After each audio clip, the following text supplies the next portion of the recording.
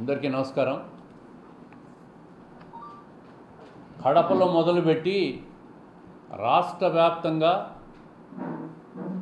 మత విద్వేషాలు, ఘర్షణలు, విధ్వంసం చేసే కుట్రలో ఉంది వైసీపీ పార్టీ.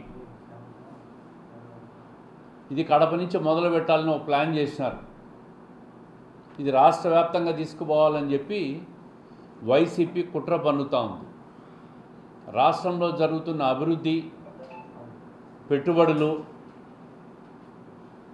ఒక మంచి పరిపాలన ఇవన్నీ చూసి రాష్ట్రాన్ని, ప్రజలను డైవర్ట్ చేసేదానికి రకరకాల కుట్రలు. మొన్న కడపలో జరిగిన అల్మాస్పేట సంఘటన చూస్తే ఒక్కసారి వాస్తవాలు బయటకు వస్తూ ఉన్నాయి. నిన్న ఈనాడు పేపర్లో కూడా స్పష్టంగా రాశారు అల్లర్ల కుట్రదారులు ఎవరని. ఈరోజు ఆంధ్రజ్యోతిలో జగన్ మేనమామ భాగోతం అని ఒకటి రాశారు. ఈ విధంగా రకరకాల కుట్రలు, ఆస్తుల అన్యాక్రాంతం, దీనన్నిటిలో కూడా వైసీపీ హస్తం ఉందని చెప్పి స్పష్టంగా అర్థమవుతూ ఉంది. పత్రికలన్నీ ఘోషిస్తూ ఉన్నాయి, టీవీలు, ఎలక్ట్రానిక్ మీడియా ఘోషిస్తూ ఉంది. ప్రజలకు ఈ విషయంలో ఒక స్పష్టత ఏర్పడుతూ ఉంది. ఆంధ్రజ్యోతి, ఈనాడులో రాస్తే ఎల్లో పత్రికలు అంటారు. మరి సాక్షిలో రాస్తే వైట్ పేపరా? అది సాక్షి ఛానల్లో రాస్తే వైట్ న్యూస్, మిగతా ఛానల్లో రాస్తే ఎల్లో న్యూస్ అంటారు. అన్ని పత్రికలు, అన్ని టీవీలు ఒకవైపు ఉన్నాయి, సాక్షి ఒక్కటి ఒకవైపు ఉంది. మరి ఏది వాస్తవమో ఏది అవాస్తవమో ప్రజలు నిర్ణయించాలి. నిన్న అల్మాస్పేటలో అల్లర్లు చూస్తే స్పష్టంగా వైసీపీ వాళ్ళు, అమ్జద్ బాషా అనుచరులు ఈ కుట్రలో పాల్గొన్నట్టు స్పష్టమైన ఆధారాలు పోలీసులకు అందినాయి. కేవలం ఒక హిందూ ముస్లిం గొడవలు సృష్టించి కడపలో లబ్ధి పొందకుండా ఇది రాష్ట్ర వ్యాప్తంగా తీసుకుపోవాలనే దానికే కుట్ర. ఇది పోలీసులు వాళ్ళలో ఒకసారి చూస్తే అహ్మద్ బాషా, షేక్ సయ్యద్ అహ్మద్ బాషా, జాకిర్ హుస్సేను, షేక్ మహమ్మద్ తాహిర్, జాఫర్ బాషా, ఎంఐఎం ఆలీ, సయ్యద్ జయద్, ఆ హోటల్ ఏదో ఉంది అతనికి, షేక్ ఆరిఫుల్లా, వీళ్ళంతా కూడా స్పష్టంగా అమ్జద్ బాషా అనుచరులు. వీళ్ళే జనాన్ని తరలించినారు, వీళ్ళే గొడవలకు సృష్టికర్తలు. ఏది ఏమైనా ప్రభుత్వం సమాన దృష్టితో చూసి హిందూ కమ్యూనిటీ వాళ్ళ మీద కూడా బీజేపీ వెంకట సుబ్బారెడ్డి, బొమ్మన విజయ్, బాలకృష్ణ యాదవ్, మధుసూదన్ రెడ్డి, ఇట్లా లక్ష్మీనారాయణ రెడ్డి, వీళ్ళ మీద కూడా కేసులు నమోదు చేశారు. ప్రభుత్వానికి అందరూ సమానమే.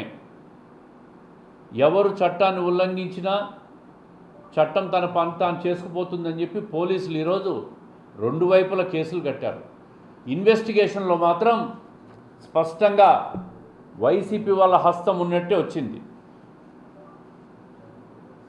ఇతను అమ్జద్ బాషా అల్లుడు, ఇతని పక్కనున్న ఇతను ఉర్ఫాన్. ఇతను మనుషులను తరలించి నేరుగా రాళ్ళేసిన వ్యక్తి. దీని వెనక ఇఫ్తార్,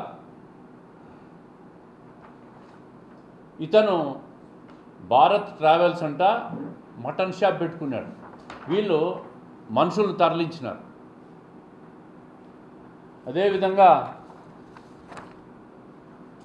ఏ టు జెడ్ అబు జగన్మోహన్ రెడ్డి గారికి రైట్ హ్యాండ్ అంట. ఇతను ఇండ్ల మీదికి రాళ్ళు తీసుకుపోయి పేర్చి అక్కడి నుంచి రాళ్ళు వేసినాడని చెప్పి పోలీస్ ఇన్వెస్టిగేషన్లో తేలుతా ఉంది.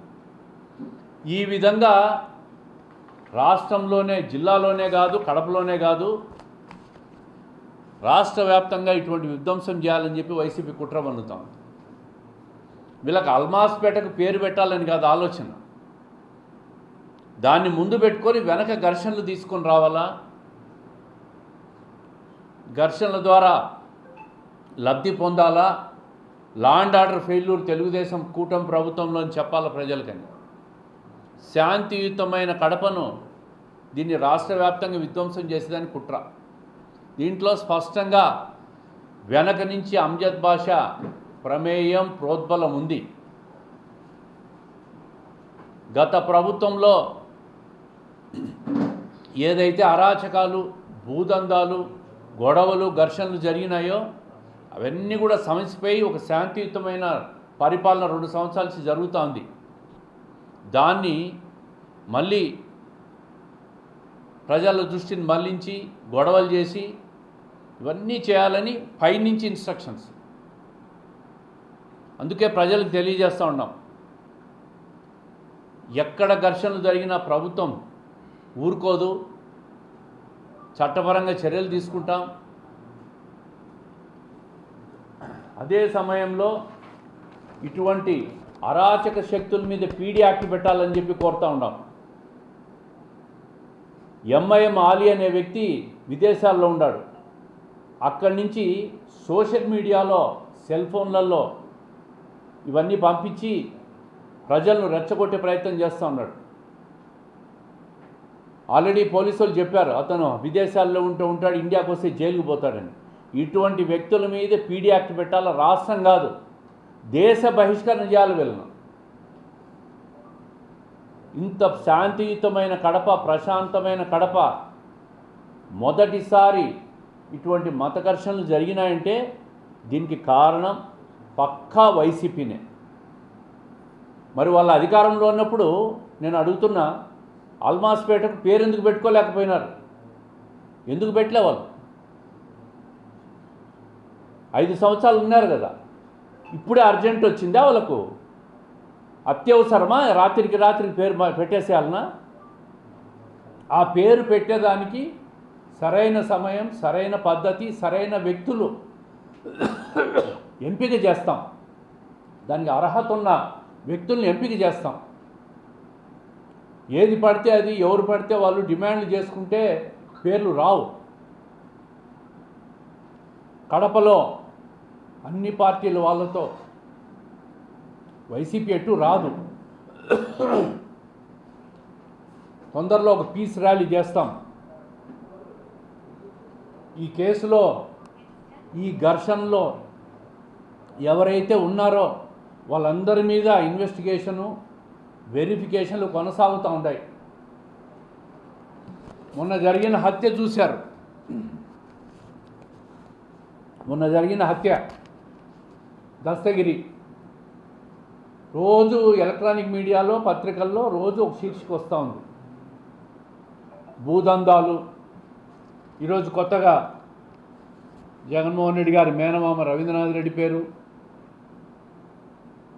నిన్న బండి నిత్యానంద రెడ్డి పేరు, అంతా వైఎస్ఆర్ కాంగ్రెస్ పార్టీ వాళ్ళే. పేపర్లో రాస్తే ఇప్పుడే చెప్పాను కదా ఎల్లో మీడియా అని. అంటే మీది మాత్రం వైట్ మీడియా, మిగతా అన్ని ఎల్లో మీడియా, మిగతా ఛానల్స్ అన్నీ ఎల్లో మీడియా, సాక్షి మాత్రం వైట్ మీడియా.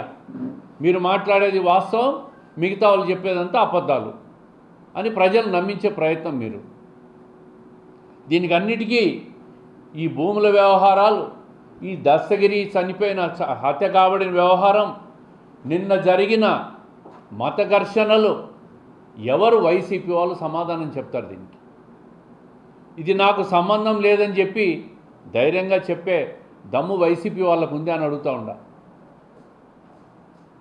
ఇంత ప్రమాదకరమైన మత ఘర్షణలు చేశారంటే దీని వెనక వైసీపీ ఆదినాయకుల హస్తం ఉందని చెప్పి అనుకోవచ్చా? రాష్ట్ర వ్యాప్తంగా ఇటువంటి మత ఘర్షణలకు తెరలేపారా? పరిపాలన నుంచి, మంచి పరిపాలన నుంచి డైవర్ట్ చేసే పాలిటిక్సా ఇవి?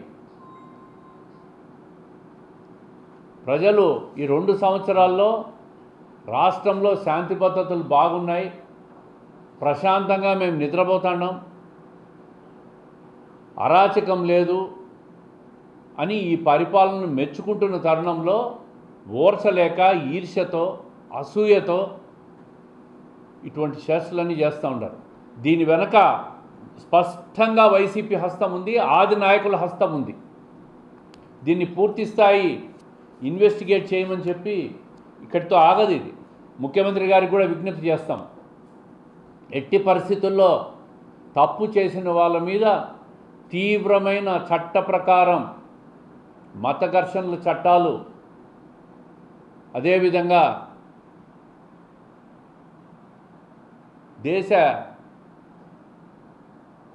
ఏదైతే దేశద్రోహం కేసులు పెడితే ఏ చట్టాలు ఉంటాయో ఆ చట్టాలు కూడా పెట్టాలి వీళ్ళ మీద. లేకుంటే ప్రజల్లో అశాంతి కలుగుతుంది. ఇది కడపతో ఆగదు. ఇది కడపలో మొదలుపెట్టి రాష్ట్ర వ్యాప్తంగా తీసుకుపోతారు. కాబట్టి ముఖ్యమంత్రి గారిని కోరుతాం, అదేవిధంగా జిల్లా ఎస్పీని, డిఐజీ గారిని కూడా, డీజీపీ గారిని కోరుతాం. కడపలో ఒక శాంతి ర్యాలీ చేస్తాం, ప్రజలను అప్రమత్తం చేస్తాం. ఈ వైసీపీ వాళ్ళ బారి నుంచి ప్రజలు అప్రమత్తంగా ఉండాలా. అమాయకులైన ప్రజలు అంటే ముఖ్యంగా యువత, అటు హిందువులు కావచ్చు, ఇటు ముస్లింలు కావచ్చు, ఇటువంటి కుట్రదారుల బారిన పడద్దండి అయ్యా. మీరు బాగా చదువుకొని మంచి ఉద్యోగాలు, ఉపాధి మొదలుపెట్టి జీవితాలు బాగు చేసుకోండి. ఏ సర్కిల్కి ఏ పేరు పెట్టినా మీకు వచ్చేది ఏమి ఉండదు. మీ జీవితాలను మీరు కాపాడుకోవాలా.